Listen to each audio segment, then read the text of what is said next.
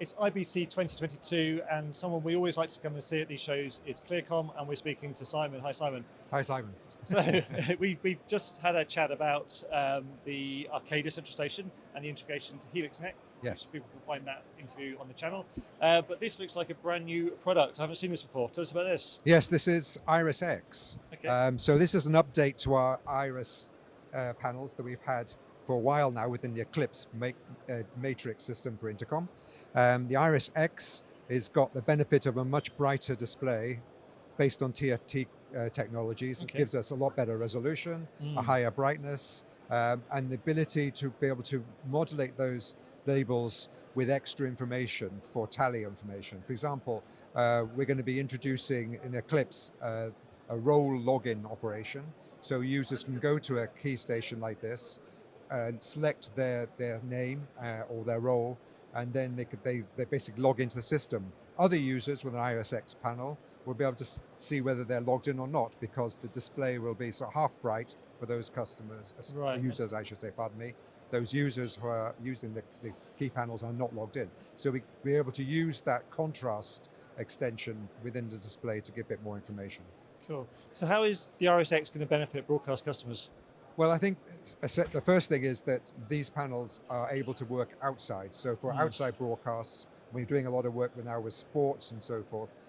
So in a high lit environment, these displays cut through and you can still see the keys. Some other technologies are not so bright, and sometimes there can be a nuisance if you're in outside broadcast trucks with sunlight. Can be a problem. Yeah, and I say this is brand new at the show. Is it available now? It's going to be available at the end of the month, actually, coming out. Yeah, fantastic. The end of this month or just one next. Cool. So it's very soon. Not only this, you've also got updates to your Eclipse HX system. Yes, so this is all part of an upgrade to the Eclipse system. So the Eclipse system is having benefit of version 13 coming out in next month. And version 13 brings some elements of IP redundancy. So the first thing is we've got an N+1 redundancy for the IP card. So our IPA card has up to 64 ports. So ideally we need that to have redundant. So if anything on the network to that card fails, then another card can automatically take over. Yeah, so that's built into version 13. We also have dual network capability outside the matrix, so that dual networks connect to the back of Iris X, for example, so dual NICs.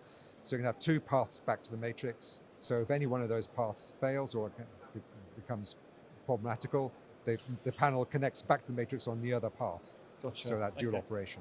Fantastic. Also, we've upped the limit and the capacity of our wireless belt packs on the IP card system.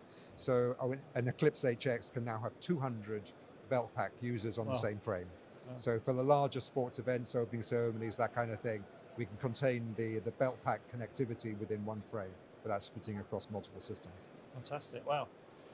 And for people not at IBC, where can they find out more information? Certainly, there's more information on our website, www.clearcom.com. Simon, thank you very much indeed. Do check out the other video we've done with Clearcom on the booth here. You'll find that on our channel. And for everything else we're doing at IBC, check out kitplus.com.